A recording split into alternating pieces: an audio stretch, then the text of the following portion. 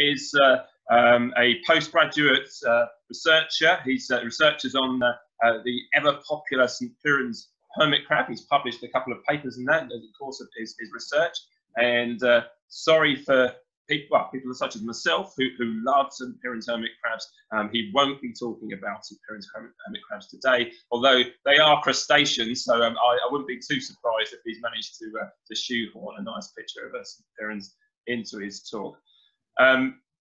He's also been a volunteer and a very important team member for the Rockpool project for the last 2 years, and that's pretty much as long as we've been in existence. So he's really helped drive the project forward, and we're very grateful to him and to the University of Exeter for funding this 6-week internship that Christophe is using to lead this project to develop a new survey method, and he'll be explaining to you now all about why we're looking to develop a new method and why we're looking for your feedback on what we're doing.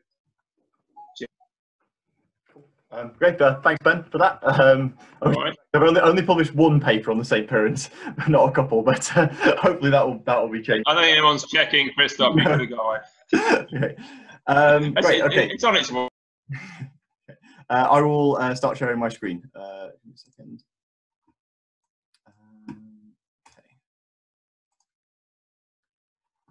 Okay, great. Hopefully that's come up. Ben, can you give me a thumbs up? Is that working?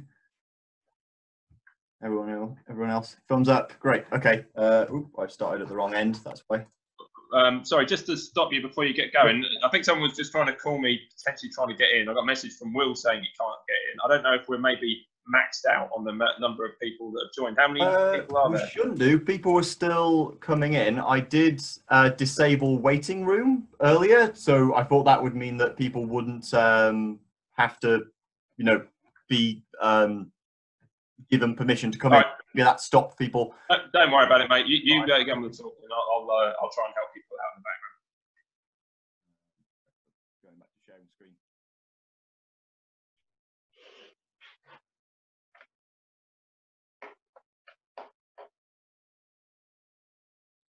Okay, great.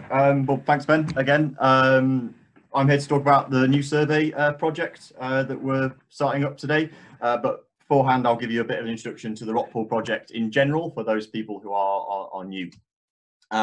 So today, going to give an overview of the Rockpool project, talk about what we currently do, what our current projects and surveys are, but then go into why we specifically want to develop a new type of survey. And then after that, talk about, okay, how are we actually going to conduct that survey? That's split into 3 main parts. The first one is before you head out to do the rock pooling, what to do when you're actually rock pooling, and then what to do when you're back at home. We'll talk through those one at a time, and any questions will at the end. So I'm Christophe. As Ben said, I research the St. Piran's hermit crab, which, for you who don't know, reappeared in the UK in Cornwall and Devon about 4 years ago now. I've been monitoring the population over the last 4 years, looking at the size ranges of them, trying to figure out if they're breeding, if the population is going to be self-sustaining, but also looking at larval dispersal models, so modelling when the larvae could have dispersed from Brittany to the UK, and then also working on their genetics. So any questions on that outside the project, just let me know and I'll have to discuss them. But today, I'm just going to talk about my work with the Rockpool project over the next sort of 6 weeks, building up a new survey for them. So what is the Rockpool project?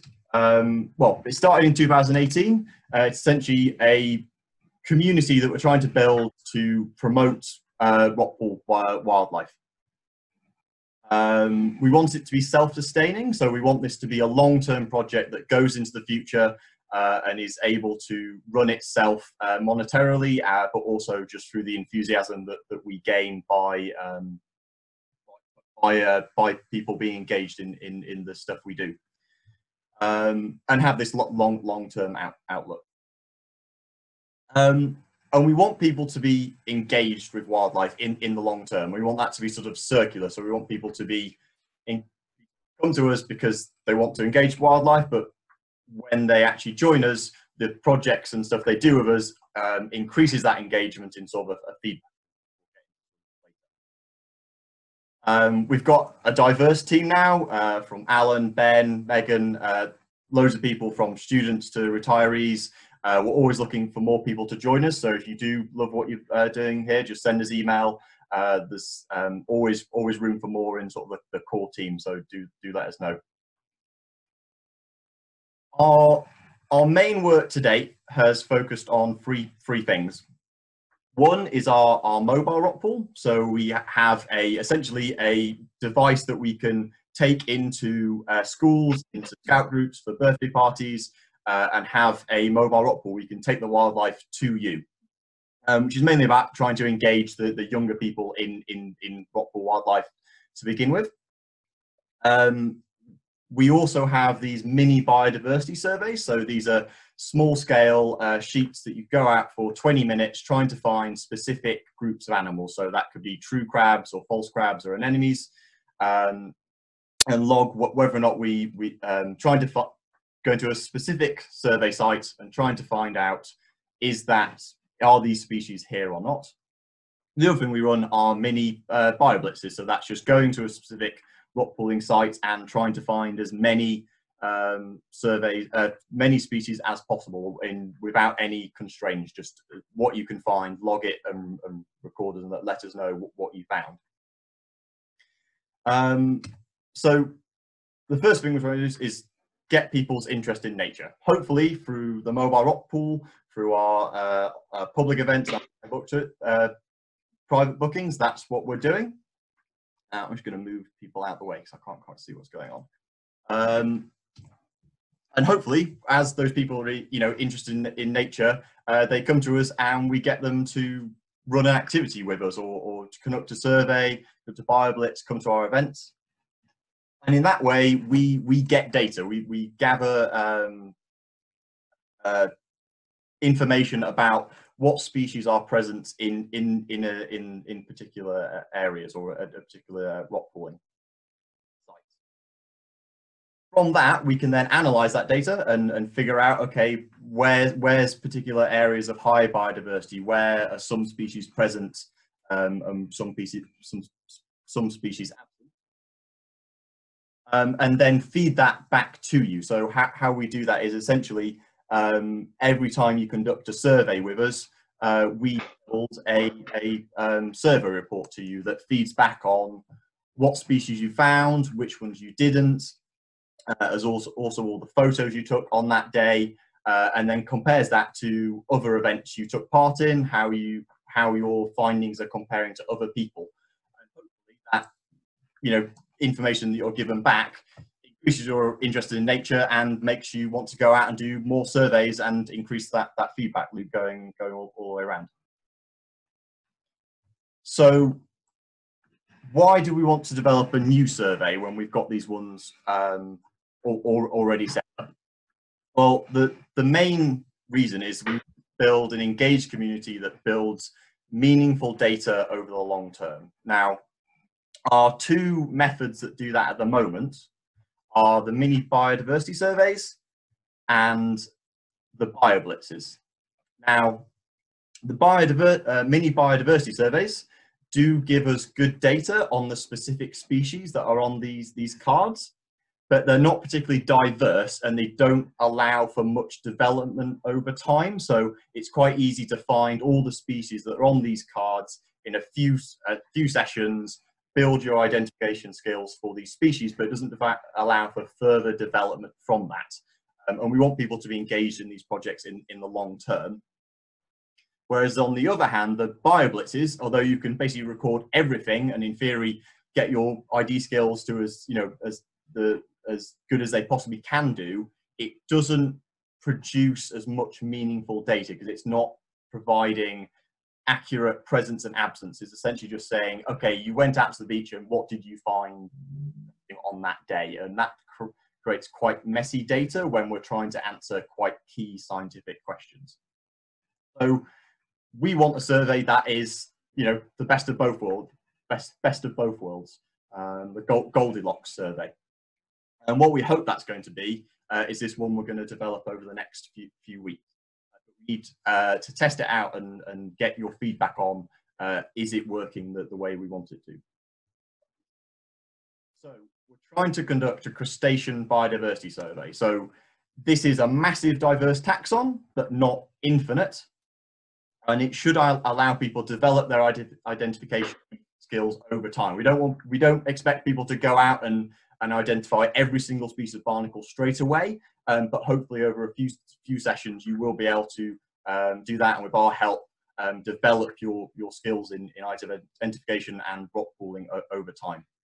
And we hope also, because we're looking at a much smaller range and getting people to focus their time on a specific range of species, that it will produce this meaningful data that we can ask specific scientific questions of and monitor our sites over the long term. Okay.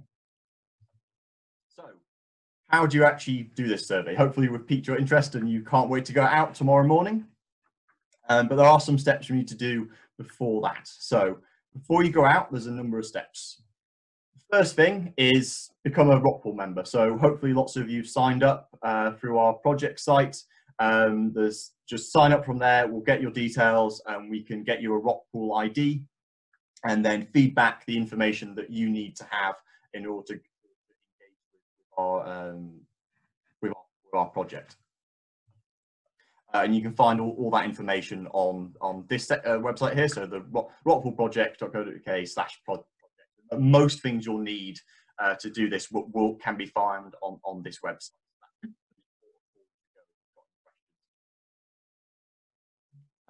Next thing to do is to choose a survey site. So we have lots of survey sites. They are mainly focused in Cornwall and Devon. But we are now having ones. We've had our first one set up today that was in Wales, and we are keen to expand this further outwards. It's just because we started in Cornwall, this is where we've set up the sites originally.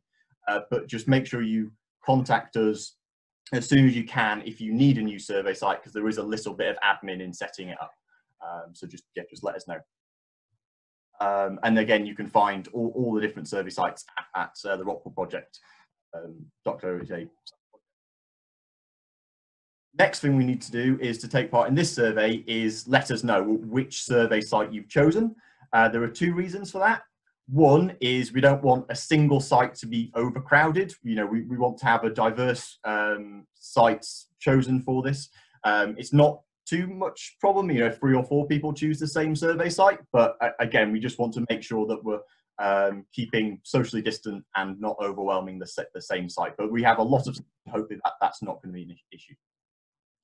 The second one is for this project, we want to test out how long this survey needs to be. So our other surveys have always been 20 minutes, and that's quite good for this sort of small snapshot of small number of species. But as this is a lot broader taxon, we're not quite sure how long people will need. So we want to ask people to either conduct 30, 45, or 60 minutes. We need to know where you're going, which survey site you're going to go to beforehand, so we can evenly distribute these times to people. So as we don't want to randomly assign everyone who goes to the Falmouth site 60 minutes and everyone who goes to the other sites 30 minutes, because that won't give us the broad range of community data that we need to ask, okay, which of these survey sites is actually, which of these survey times is giving us the best data, or what is an adequate amount of time to pick up on community differences between sites.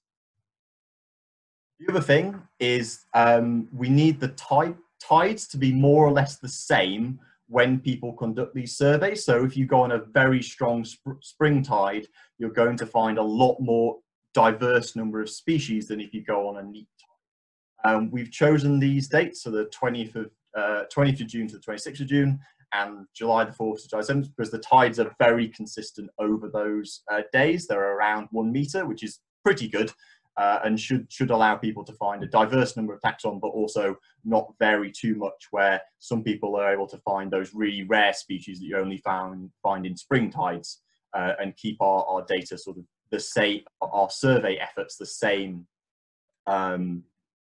from from person to person.